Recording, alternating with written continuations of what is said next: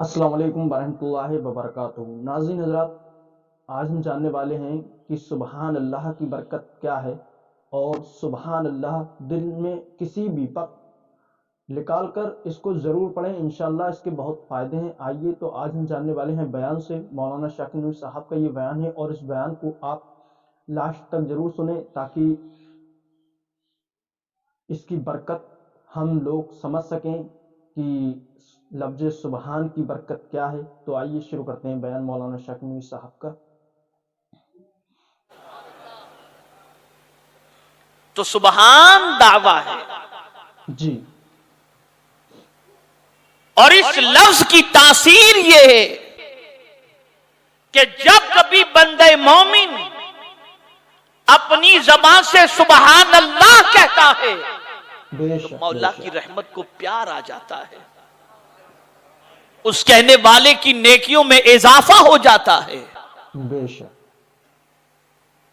और इस तस्बीह के अंदर अल्लाह ने वो तासीर रखी है कि जितने भी फरिश्ते हैं सब फरिश्तों की ज़बान पर अगर कोई जिक्र है तो अल्लाह की सुबूहियत का जिक्र है, सुबहान अल्लाह का जिक्र सबकी ज़बान पर जारी हो सारी है। सुबहान अल्लाह, बेशक, सुबहान अल्लाह।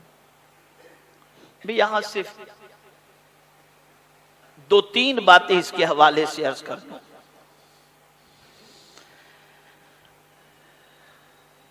कायनात में जितनी भी चीजें हैं, चीजों का मामला क्या है? किसी भी चीज को पैदा करना हो तो इंसान को बहुत सारे पापड़ बेलने पड़ते हैं, बहुत सारी मशक्कतें झेलनी पड़ती हैं, तब कोई चीज वजूद में आती है। जी। लेकिन मेरे करीम की शान यह है कि उसे कुछ नहीं करना पड़ता। कोई चीज बनानी है, उसे वजूद में लाना है, तो उसके लिए बस इतना ही है जैसा कि कुरान मुकद्दस में रब ने फरमाया, इज़ा अराद शैअन अन यक़ूल लहू कुन फयकुन। जब अल्लाह किसी चीज का इरादा फरमाता है तो बस इतना कहता है, हो जा, वो चीज वजूद में आ जाती है। इतना कहने पर, कुन कहने पर चीज वजूद में आ जाती है। अब अगर हम कुरान से पूछे, कुरान तू बता, हर चीज को अल्लाह ने पैदा किया तो हर चीज करती क्या है, उसका काम क्या है? तो कुरान कहता है, व इन मिन शैइन इल्ला युसब्बिहु बिहम्दिही। हर चीज अल्लाह की तस्बीह और हम्द बयान करती है। कोई भी चीज ऐसी नहीं है जो अल्लाह की सुबूहियत न बयान करती हो, अल्लाह की हम्द बयान न करती हो।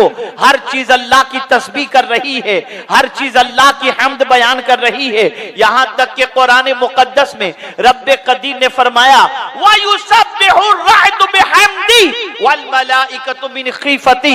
परवरदिगार इरशाद फरमाता है, ये जो बिजली कड़कती है, ये कड़कने वाली बिजली भी अल्लाह की तस्बीह करती है और फरिश्ते भी अल्लाह के खौफ की वजह से अल्लाह की तस्बीह करते दिखाई देते हैं। सुभान अल्लाह, हर चीज अल्लाह की तस्बीह करती है।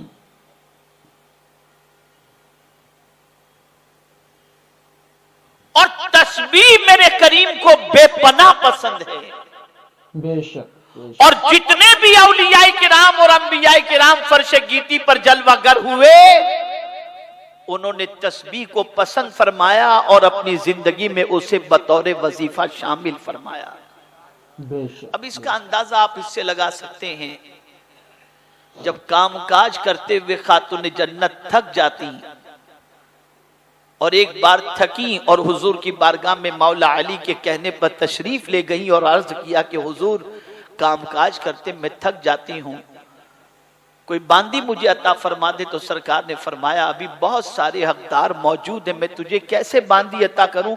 अलबत्ता मैं तुझे एक चीज अता करता हूं कि जब तू उसे पढ़ लेगी तो तेरी थकान दूर हो जाया करेगी। और सरकार ने उन्हें बता दिया, 33 बार सुबहान अल्लाह, 33 बार अल्हम्दुलिल्लाह और 34 बार अल्लाहु अकबर। इसे पढ़ो, तुम्हारी थकान दूर हो जाएगी। जी। सरकार ने भी ये वजीफा बताया। अब इस वजीफे की अहमियत पहुंचना है तो हजरत यूनुस अलैहिस्सलाम की तरफ हम चलते हैं। हजरत यूनुस अला नबीना अलैहिस्सलातु वत्तस्लीम जब मछली के पेट में तशरीफ ले गए और 40 रोज तक मछली के पेट में रहे, तो मछली के पेट में आपने जो पढ़ा उसका तज़किरा कुरान मुक़द्दस में है, ला इलाहा इल्ला अंता सुब्हानका इन्नी कुन्तु मिनज़ ज़ालिमीन। फनादा फी ज़ुलुमाति अल्ला इलाहा इल्ला अंता सुब्हानका इन्नी कुन्तु मिनज़ ज़ालिमीन। उन्होंने तारीकी में, अब आप देखें तारीकी की बात, ज़ुलुमात कुरान कह रहा है, मछली के पेट में तारीकी, समंदर के अंदर मछली, वहां भी समंदर में भी तारीकी, तो कई ज़ुलमात के अंदर हजरत यूनुस अलैहिस्सलाम हैं। इतनी तारीकी में हजरत यूनुस अलैहिस्सलाम, लेकिन जैसे ही कहा अल्लाह इलाहा इल्ला अंता सुब्हानका इन्नी कुन्तु मिनज़ ज़ालिमीन, रब करीम ने मछली को हुक्म दिया कि यूनुस को दरिया के बाहर कर दो। अब दरिया के बाहर, तवज्जो चाहूंगा, सफरे मेराज के तस्करे का आगाज रब ने सुबहान से क्यों फरमाया, इस लफ्ज की अहमियत को मुझे आपको समझाना है, इस लफ्ज की अहमियत को समझाना है जी। मछली के शिकम से यूनुस अलैहिस्सलाम बाहर आ गए। ऐ मेरे करीम, आखिर इस तस्बीह के अंदर, इस वजीफे के अंदर ऐसी क्या तासीर थी कि तूने हजरत यूनुस अलैहिस्सलातु वस्सलाम को मछली के पेट से रिहाई अता फरमा दी। मौला, इसमें तो कलिमा तहलील भी है, ला इलाहा इल्लल्लाह, ला इलाहा इल्ला अंता, और फिर इसके अंदर सुबहानक भी है, और इन कुन्तु मिनज़ ज़ालिमीन में आजिज़ी भी है। मौला, इस पूरे वजीफे के अंदर कौन सी चीज तुझे पसंद आ गई जिसकी वजह से तूने यूनुस को रिहाई अता फरमाई? तो अब कुरान कहता है, फलौला अन्नहु कान मिनल मुसब्बिहीन ललबिसा फी बतनिही इला यौम युबअसून। अगर यूनुस मछली के पेट में मेरी तस्बीह न करते तो मैं कयामत तक के लिए उनको मछली के पेट ही के अंदर रखता। यानी जो चीज उस आये करीमा में पसंद आई मौला को, वो सबसे ज्यादा पसंद आने वाली चीज सुबहानक, अल्लाह की तस्बीह पसंद आई। यही वजह है कि हम जब रुकू में जाते हैं कुरान पढ़ना मना फरमाया गया, सजदे में जाते हैं कुरान पढ़ना मना किया गया। न रुकू में कुरान पढ़ो, न सजदे में कुरान पढ़ो। जब तुम झुको तो ये कहो, मेरे मौला मैं आजिज हूं, सुभान रब्बियल अजीम, पाक है तू जात जो सबसे अजमत वाली जात। सजदे में जाओ, मुकम्मल झुक करके ऐलान करो, मैं कमजोर होकर तेरी बारगाह में झुक चुका हूं, तू ताकत वाला है, हर ऐब से पाक है, सबसे बुलंदो बाला है। सुभान रब्बियल, यह है लफ्ज़ सुभान। इस लफ्ज से अल्लाह ने सफरे मेराज का आगाज फरमाया, ताकि कयामत तक के एतराज करने वाला जब नबी के सफर पर एतराज करे तो वो एतराज नबी पर न हो, वो एतराज खुदा पर हो जाए कि तू जाने वाले को देख रहा है, ले जाने वाले को नहीं देख रहा जी। ले जाने वाली जात तो हर ऐब से पाक है जी जी, बेशक। टाइम भी उसके कंट्रोल में, स्पेस भी उसके कंट्रोल में है, सब कुछ उसके कंट्रोल में। तो ले जाने वाली जात खुदा की जात है जो हर ऐब से पाक है। इसलिए सरकार सल्लल्लाहु अलैहि वसल्लम के सफरे मेराज पर अगर कोई एतराज करे तो ये एतराज बराह रास्त खुदा पर एतराज है जी। और ये कुरान का उसलूब है कि मुस्तकबिल में या हुजूर सल्लल्लाहु अलैहि वसल्लम के दौरे पाक में मुस्तकबिल में हुजूर पर कोई एतराज होने वाला था, या मुस्तकबिल के अंदर एतराज होने वाला हो, या सरकार के जमाने में एतराज हुआ हो? जवाब सरकार को देने की जरूरत थी ही नहीं। हर चीज का जवाब मेरे मौला ने पहले ही अता फरमा दिया, पहले ही अता। एतराज कोई करता है हुजूर पर, जवाब मेरा रब अता फरमाता है। अब यहां एक बहुत अहम बात मैं आपको कहूंगा। मेराज के सफर की दास्तान तो सुनते रहते हैं कि मस्जिद हराम से मस्जिद अक्सा फिर लामकान, लेकिन मैं थोड़ी सी आपको कुरान की तह में उतारने की कोशिश करूंगा और लफ्ज की बारीकी समझाने की कोशिश करूंगा ताकि आप उस लफ्ज की अहमियत को समझ सकें। बेशक बेशक। अब आप देखें, आक़ाए करीम सल्लल्लाहु अलैहि वसल्लम मासूम बल्कि सज्जिदुल मासूमीन, बेशक बेशक। लेकिन हुजूर सल्लल्लाहु अलैहि वसल्लम को सताने में लोगों ने कोई कसर नहीं रखी थी। जी अल्लाह। वक्त कभी मिला और जिंदगी रही तो मैं आपको बताऊंगा। हुजूर की तरबियत रब ने फरमाई, हुजूर की तरबियत रब ने फरमाई, और किस शान से फरमाई रब ने तरबियत, उसको कुरान मुकद्दस ने पूरे ढांचे में ढाल के रखा है, पूरे सांचे में ढाल के रखा है। मुख्तलिफ आयात इस पर हैं। एक छोटा सा इशारा दे दूं, पढ़े लिखों के लिए बहुत काफी होगा। जी। किसी की तरबियत करनी हो तो उसे निगाहों से ओझल होने नहीं दिया जाता, जी निगाह के सामने रखा जाता है। एक माँ अपने बच्चे की तरबियत करना चाहती है तो देखती है बेटा इधर उधर तो कहीं नहीं गया, किसी के साथ खेल तो नहीं रहा, किसी गलत सोबत में तो नहीं बैठा। मां बेचैन रहती है अपने बच्चे की तरबियत जिसे करनी होती है, वो अपनी सारी चीजों को छोड़कर अपने बच्चे पर निगाह जमाए रहती है।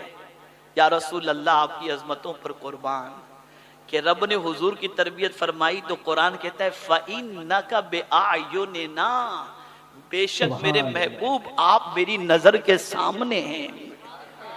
अल्लाह ने हुजूर को नजरों से हटाया नहीं, अपने जलवे खास के अंदर, अपनी निगाहों के जलवे के अंदर जो उसकी शान के लायक है, उसने अपने महबूब को अपनी निगाहों के सामने रखा।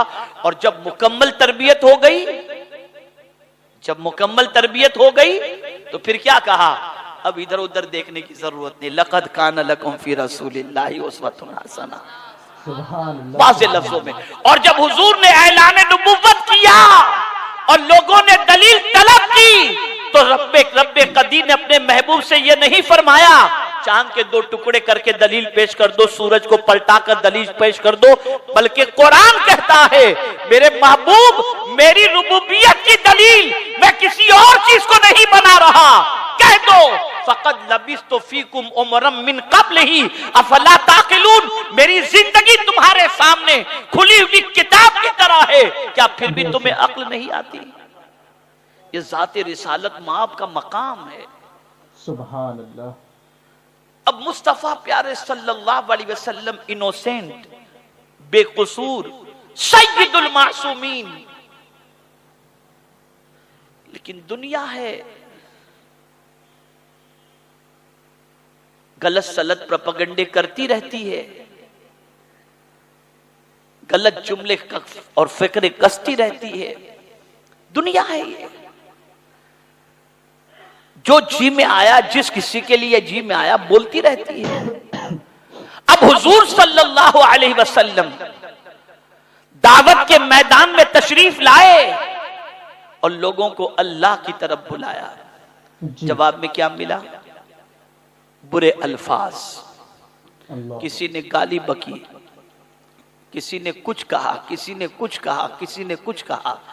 अब आप मुझे बताइए, आप किसी का भला चाहने के लिए निकले हों और उसको भलाई की दावत देते हों और जवाब में अगर वो आपको गाली गलौज करे तो आपके दिल पर क्या बीतेगी कि मैं इसका भला चाह रहा हूं और ये बुरा भला कह रहा है जी, मैं इसे अच्छाई की तरफ बुला रहा हूं, ये बुरा भला कह रहा है।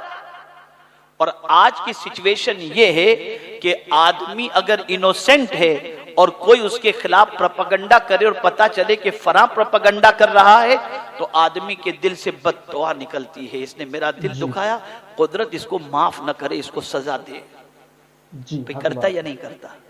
जवाब दें आप, है होता है ना ऐसा। जी। अब कुरान हुजूर के बारे में क्या कहता है? दो पहलू मैं आपके सामने पेश करता हूं। आज मेरी गुफ्तगू सिर्फ इसी पर होगी, लफ्ज़ सुभान और तस्बीह के हवाले से, बेशक सुभान, ताकि आपके जहन में ये बात बैठ जाए। आकाए करीम सल्लल्लाहु ताला अलैहि वसल्लम जब लोगों को दावत देने के लिए निकलते, तो जवाब के अंदर लोग बुरा भला कहते, तो मेरे आका सल्लल्लाहु अलैहि वसल्लम के दिल को तकलीफ पहुंचती। जी। जाहिर सी बात है, आप इनोसेंट हो और कोई आपको बुरा कहे तो दिल अल्लाह ने महसूसात और जज्बात ही के लिए अता फरमाया है, तो दिल में तकलीफ तो होगी ना, तो सरकार को तकलीफ पहुंचती। लेकिन कुर्बान जाइए मदीने के ताजदार सल्लल्लाहु अलैहि वसल्लम की अजमत पर कि सरकार का दिल दुखता जरूर था, लेकिन हुजूर बद्दुआ नहीं देते थे। सुभान अल्लाह, बेशक सुभान अल्लाह। लेकिन रब कब गवारा करता कि महबूब का दिल दुखे और महबूब के दिल का इलाज न किया जाए? रब तो चाहता है कि महबूब को कोई तकलीफ पहुंचे तो मरहम रखे मेरा रब, तसल्ली दे मेरा रब। तो अब जब हुजूर सल्लल्लाहु अलैहि वसल्लम के कल्ब अतहर को लोगों के जुमलों से तकलीफ पहुंची, तो कयामत तक आने वालों के लिए हुजूर के वास्ते से मेरे करीम ने एक पैगाम अता फरमाया कि जब तुम बेकसूर हो, इनोसेंट हो, और कोई तुम्हारे खिलाफ कुछ बोल रहा हो और तुम्हारे दिल को तकलीफ पहुंचे, तो तुम्हें वही करना है जो करने का हुक्म अल्लाह ने मुस्तफा जाने रहमत को दिया, ताकि नबी की सुन्नत पर अमल हो जाए। सुभान अल्लाह। अब क्या करना है? तो अब कुरान कहता है, रब फरमाते हैं वलक़द नअलमु अन्नका यदीक़ु सदरुका बिमा यक़ूलून। हम जरूर जरूर जानते हैं, अल्लाह फरमा रहे अपने महबूब सल्लल्लाहु अलैहि वसल्लम से, हम जरूर जरूर जानते हैं उनके जुमलों से आपके दिल को जो तकलीफ पहुंचती है। वलक़द नअलम, लाम भी ताकीद के लिए, कद भी ताकीद के लिए, जमा का सेगा भी ताकीद के लिए, और फिर अन्ना भी ताकीद के लिए। इतनी ताकीदात जमा फरमा कर रब ने फरमा दिया, मेरे महबूब तुम फिक्र न करो, तुम ये न जानना कि मैं नहीं जानता, हम जरूर जरूर जरूर जरूर जानते हैं उनके जुमलों से जो आपके दिल को तकलीफ पहुंचती है। जी। अब आओ मेरे महबूब तुमको इसका इलाज बता दें। इलाज क्या बताया? फसब्बिह बिहम्दि रब्बिक। सुभान अल्लाह, सुभान जब अल्लाह। तुम्हें किसी के जुमले तकलीफ पहुंचाए तो कुछ कहने की जरूरत नहीं, सुभान अल्लाह कह दो, अल्हम्दुलिल्लाह कह दो, अल्लाह तुम्हारे दिल को सुकून की दौलत से माला माल फरमा दे। सुभान अल्लाह, बेशक। तो बयान अच्छा लगा हो तो वीडियो को लाइक कर दें, चैनल को सब्सक्राइब करें, बेल आइकन जरूर दबा दें, ताकि आने वाली हर इस्लामिक वीडियो आप तक सबसे पहले पहुंचती रहे। और जो सुभान अल्लाह की तस्बीह आप कसरत से दिन में ज़रूर पढ़ा करें, और ये किसी भी वक्त पढ़ सकते हैं इंशाअल्लाह। इसके बहुत फ़ायदे हैं, आप इसे पढ़ें, आपका हर बिगड़ा हुआ काम बन जाएगा। अस्सलामु अलैकुम वरहमतुल्लाहि वबरकातुहू।